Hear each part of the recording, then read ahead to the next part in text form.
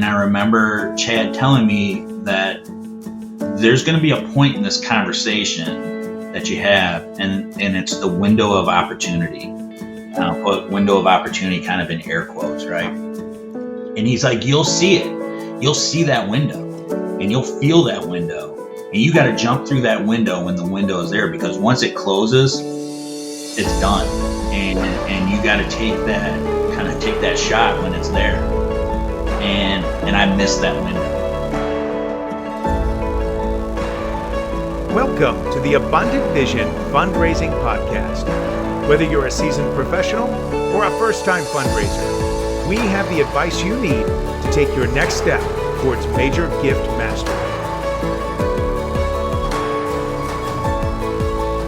Today, I'm interviewing my first manager in the ultra-competitive world of higher ed fundraising. Some of you have heard me tell the story of when a manager of mine forced me to solicit someone I knew was going to turn me down just so I could have the experience of making a large ask. That was this guy right here. I'm pleased to introduce you all to Jim Mahoney. Now, he was my boss there at the dental school at Ohio State University, where he's the chief development officer. But then he went on to become the VP at Adrian College, a position he still holds today. Well, Jim, it's a pleasure to have you here on the podcast. Thank you so much for joining us today.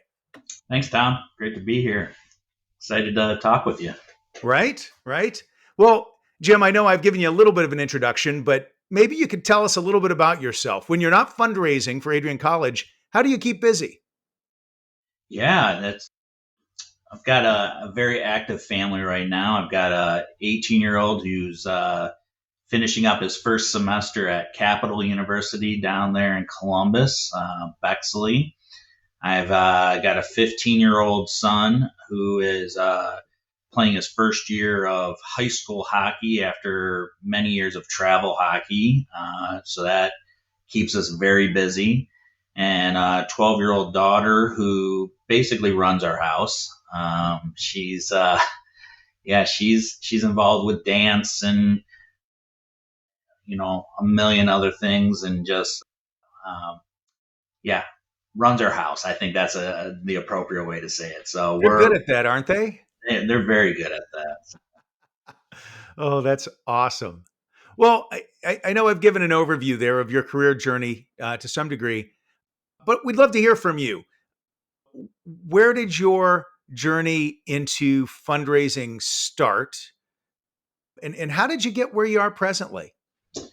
Yeah. So, I won't bore you with my whole long story of why I chose and wasn't going to go to college, but, I ended up coming to Adrian College from small town in Ohio, Amherst, Ohio. Went to a high school learning Catholic. Came to Adrian really for the sole reason to play golf. Oh, wow. If I'm going to go to college, I'm going to just play golf in college. And so I came here to play golf, singular reason. Got here and ended up becoming just very, very involved.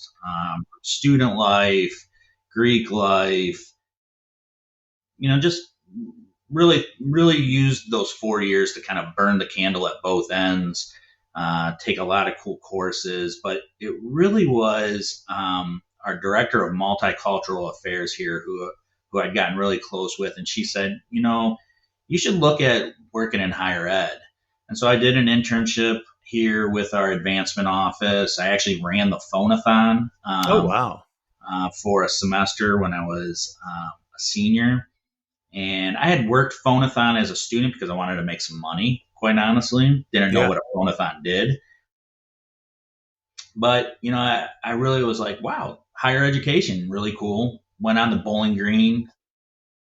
Go Falcons. Yeah, go Falcons. Was part of their college student personnel program there for a couple years. What years were you there, Jim?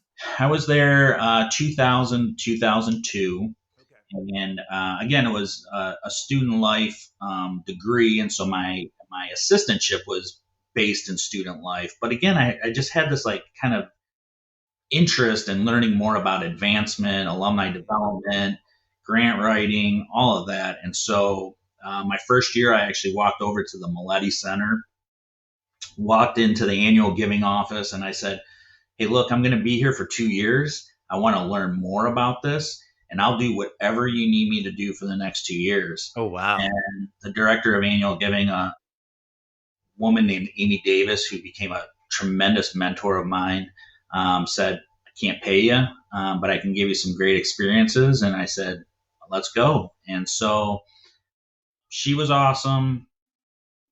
She really took me under her wing at BG and let me do some really cool things with their what they called their family campaign, which is their faculty staff campaign. Got to help with their phonathon, wrote grants. She was amazing. And at the same time, I got to meet a woman who was a graduate of the CSP program at Bowling Green, Okay. a woman named Sue Frost. Yeah, and Sue did a mock interview with me to help me kind of just hone my interviewing skills for advancement type positions.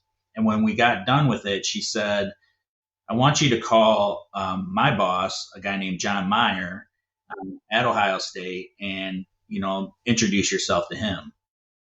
And so, I know it's super cliche to say, but the who kind of, to get you in certain, positions or uh, conversations. It truly was me calling John and saying, Sue Frost told me I should give you a call. And he said, yep, Sue told me you would be calling me. I don't have any positions open at Ohio State right now, but if you want to come down and talk with me, you can come down on your own dime. And so drove down to Columbus from Bowling Green, and I guess the rest is history, unless you want to know what the history is. Yeah. So it's funny, and I want to stop here and just point out a few interesting things because some of our listeners are new to the fundraising world. Some of them are going to be executive directors. Some of them are entry level fundraisers. Those sorts of folks.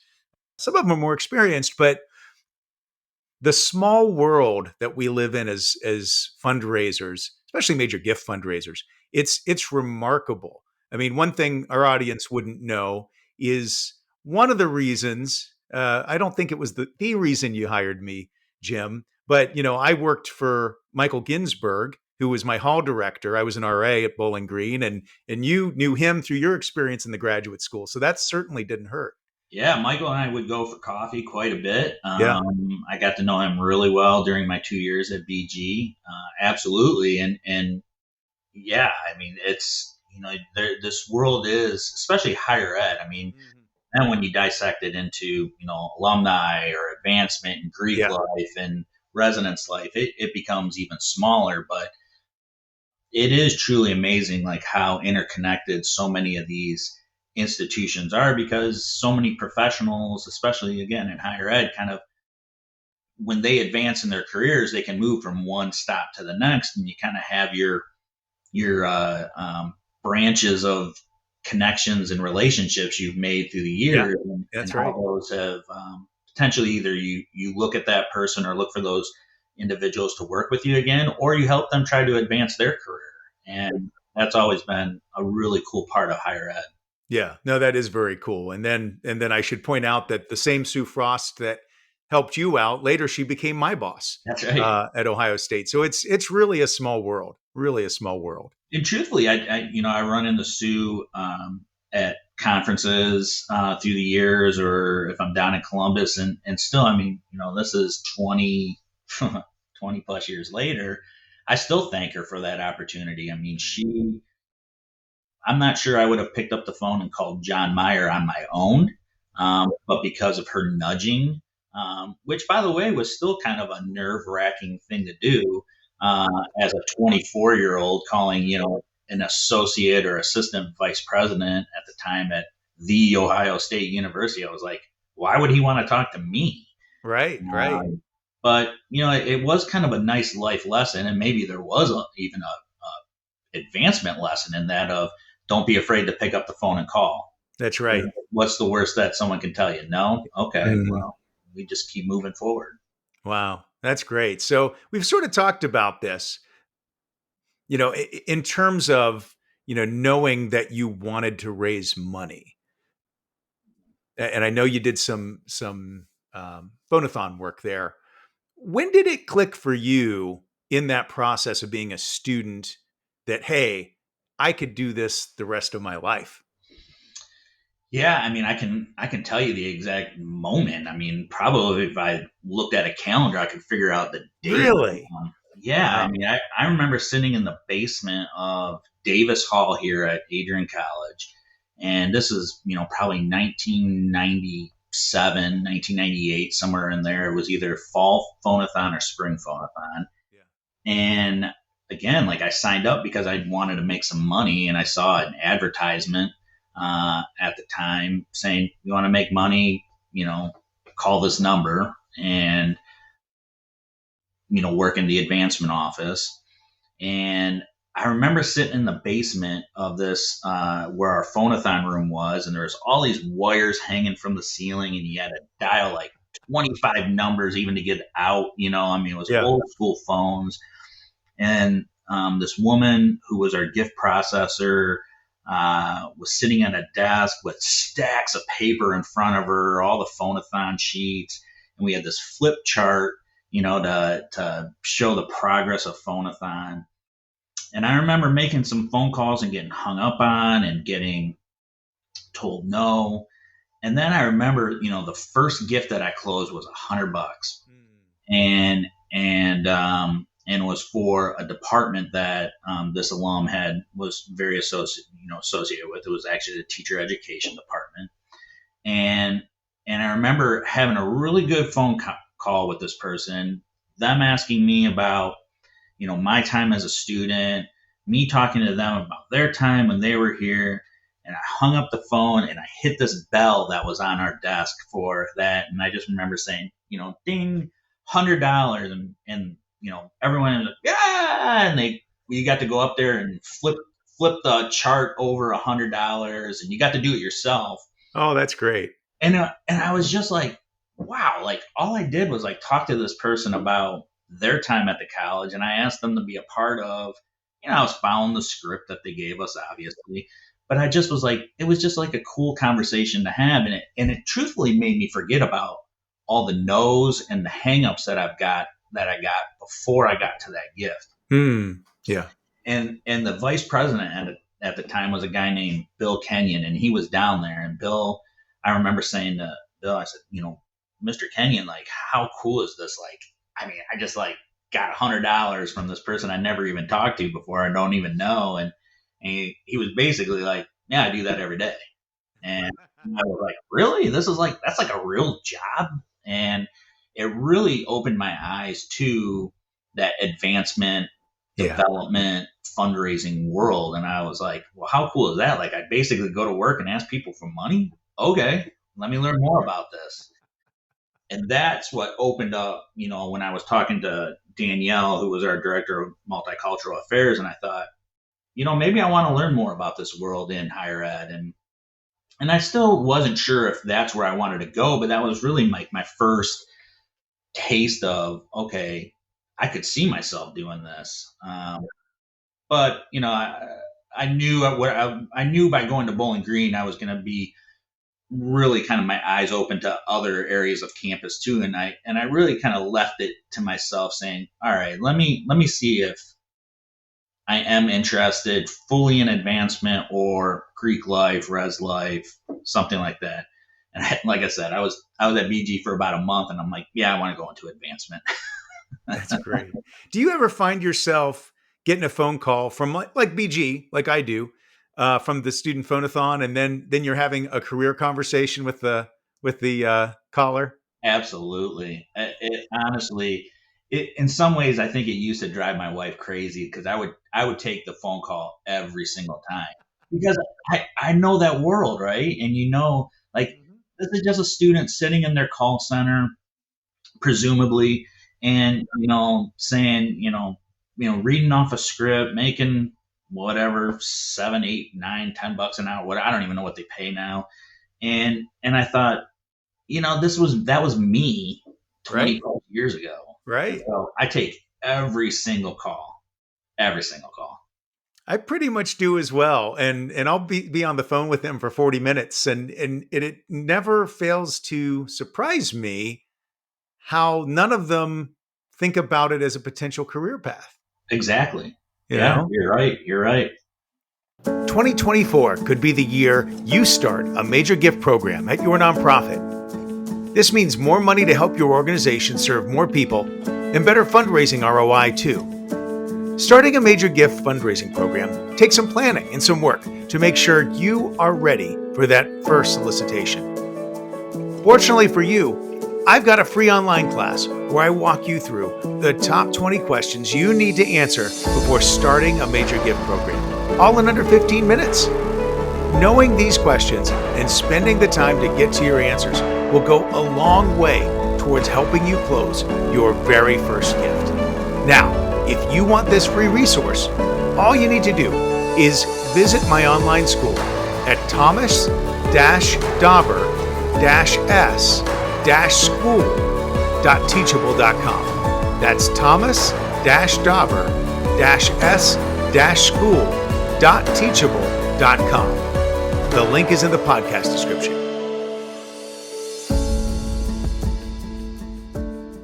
So moving on, so you end up at Ohio State ultimately.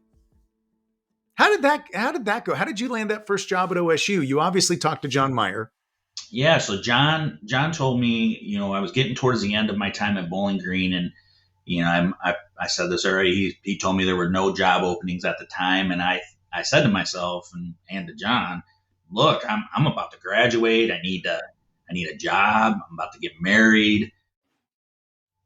So I was in like full job pursuit, and so John told me, he said, look, if a job comes open that I think you might be a good candidate for, I'll reach out to you. But in the meantime, if you see a job come open, give me a call and let me know, and I'll tell you if that's a good, position for you to at least apply for. Yeah. And I remember calling him and saying, hey, I'm going to apply for the director of development position in the College of Social Work. And he said, no, you're not. And I said, no, I am. And he said, no, you're not.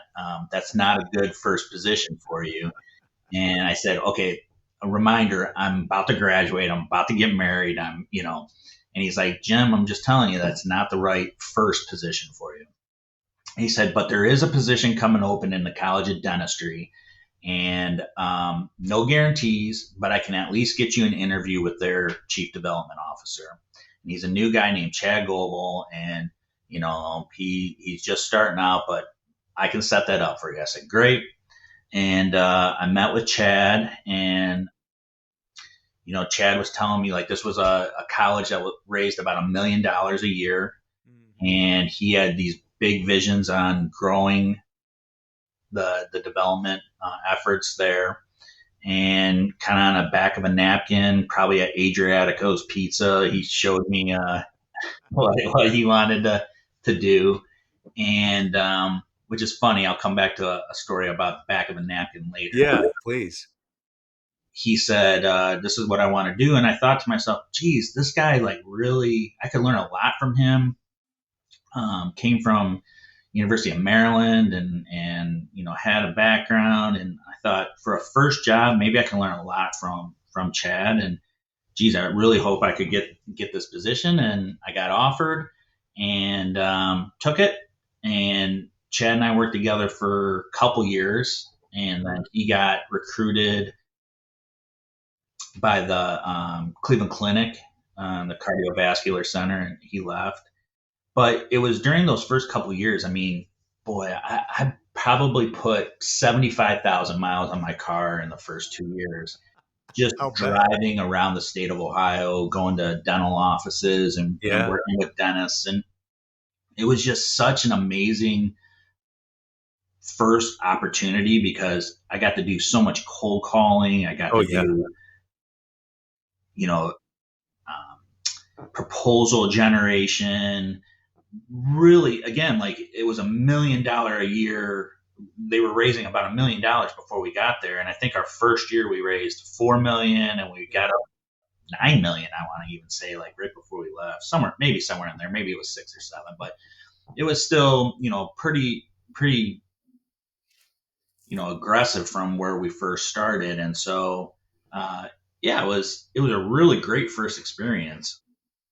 Got to work with some amazing alums, obviously amazing colleagues like yourself. I think we had fun. Yeah, we did.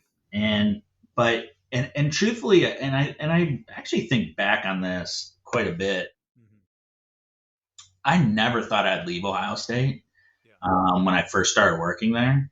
I'm from Ohio. My wife's from Ohio. We had family in Columbus. And it was really like one opportunity that made me think about it. And it was coming back to my alma mater. Sure. And when I took that phone call in late 2005 from the vice president who I interned under, and he said, "Do you want to meet this new president? Because we're about to grow our office and do some really cool things here at Adrian." I thought, I've learned a lot in 4 years at Ohio State. I've closed some pretty significant gifts. Yeah, maybe I can help out my alma mater. And so, yeah, that's kind of how I progressed through Ohio State and got into Ohio State and then left Ohio State. And I've been at Adrian ever since. I mean, which is probably a rarity for advancement professionals or development professionals. I mean, I've only really worked at 2 institutions. Yeah, well, that's right. It made your introduction like really easy.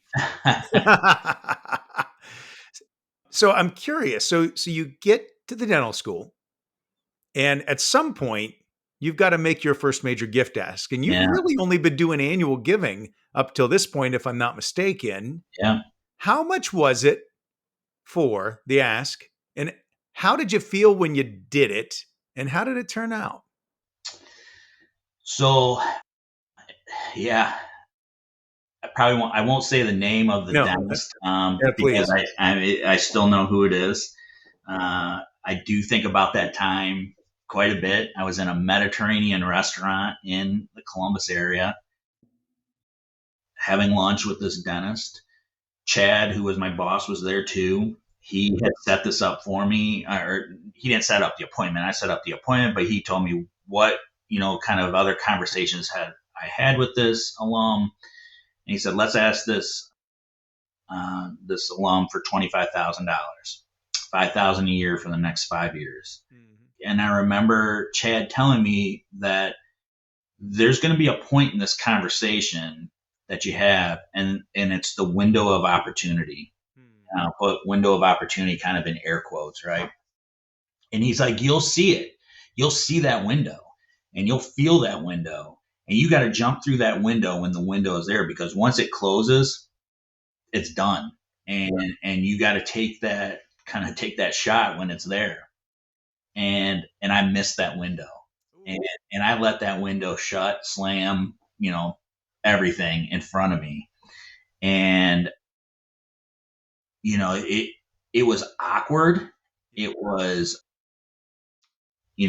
kind of disheartening a little bit, because, we ended up having a really nice conversation, but we got back in the car and driving back to the college, and Chad was like, you missed that opportunity.